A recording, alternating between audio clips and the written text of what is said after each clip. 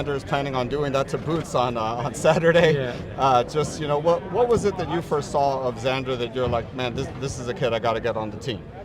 Well, we never had anybody that young, and he was a good-looking kid, and he was extremely dedicated, and all of those elements dictated that we would take a shot with him. We didn't know how good he would be. We didn't know he would stick with it. He was a real young. He was a baby. He was 16 years old. Was there any, I don't know, hesitation on your guys' side with making this fight? A lot of people say, kind of like what happened with Fernando Vargas in Trinidad, right? That maybe it was a little early for him in this stage of his career. Was there any hesitation on your end? Well, there always is hesitation, to be honest. This is a very, very tough fight for Xander. But Xander was the one, he's the fighter, and his people, they're the ones that push for this fight.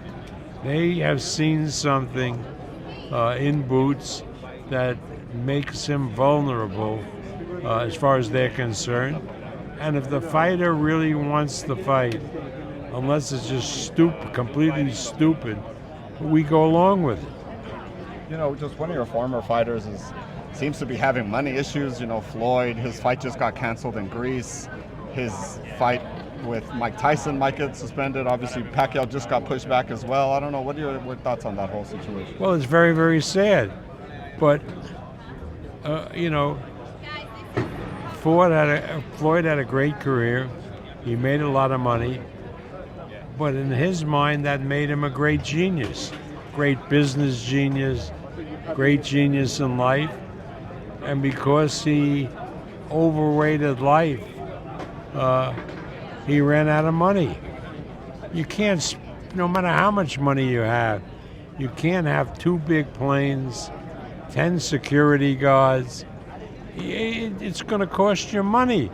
I mean, so again, I'm really sad to see that happen, but hopefully he'll get out of it. One of your fighters, Keyshawn Davis, sounds like he's in the mix for the Devin Haney fight, but also apparently is Shakur Stevenson and Gervonta Davis.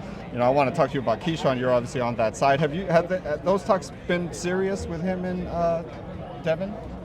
Yeah, well, we're going to be talking tonight with the DAZN people, and that's one of the potential fights we'll be talking about. Well, what's your thoughts on Zuffa Boxing and Dana White being involved in boxing? Dana White really is a cancer for boxing, because you come in and you want to get rid of all the sanctioning bodies, and we know where that's going to lead. We know what happened with Dana White and the UFC and how they made a lot of money by underpaying the fighters. I mean, they just lost a lawsuit for $350 million. They're about to lose another lawsuit for $400 million. Why? Because they pay their fighters peanuts and they make all the money themselves, and they talk about building the sport and so forth. So if they got a foothold in boxing, in my opinion, it would be the same thing as far as the boxers were concerned. Initially, they'd make money, but ultimately, they'd be like paupers. Sounds like the Anthony Joshua Tyson Fury fight is not going to happen in the UK. What do you make of that? Is that a travesty for British boxing fans? Well, obviously the fight should be held in the UK. I don't know why it wouldn't. I mean, 2 iconic fighters who are Brits with beautiful stadiums like Tottenham and other places.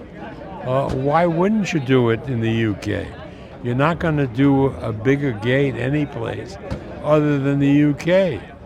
Now, if they wanted to do the fight in the United States, we still have a contract with Fury for fights in the United States, so I suppose we'd get involved. But that fight don't belong in the United States. It belongs in the UK. What have you made of DAZN as a platform, and what are your first impressions of working with them? They're really good, first-class people. I know most of the executives. It's a pleasure working with. But basically, it's not me. It's the people on my staff who have to interact with them, and they all find that they're really good people, and they want to really put out a terrific product, and that's what they're doing, and it's really a privilege for us to work together with them. There's a rumor, Bob, that Teofimo might be facing Rolly Romero in August. I believe Teo's still with you guys. What could you tell us about that? I don't know. Teofimo, until he really settles down, you're just wasting your time. I think, but that would be a good fight. Yeah, Teofimo Romero. But again, they'll come to us when they're ready for the fight to really happen. And that hasn't happened yet. Well, why hasn't, what's the disconnect there? Like the rumor comes out, but it seems like he's not talking to, obviously, his promoter with you. What's going on there? Hey, Teofimo's a strange sort of guy. I like him very much. I like the father. But, it's hard for me to seriously comment on somebody who's strange. After your criticism you had of Dana, does that mean you wouldn't really have any interest in partaking in any fights along with Zuffa boxing? Not a question of Zuffa boxing. I just think that Dana White would end up to be a cancer for the sport of boxing. And I don't like how he operated in the UFC. That wasn't fun. We're underpaying all these fighters, so they had to go into court, and they settled one suit for $350 million, and looking to settle the next suit for even more. So again, and boxing promoters by and large don't operate that way.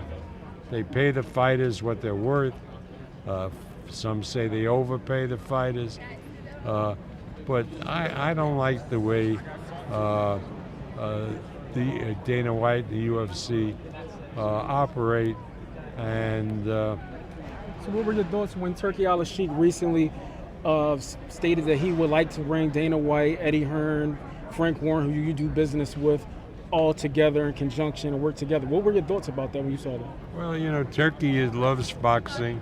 He loves the sport, and he has dreams about what he wants to do. But I wouldn't take it very seriously.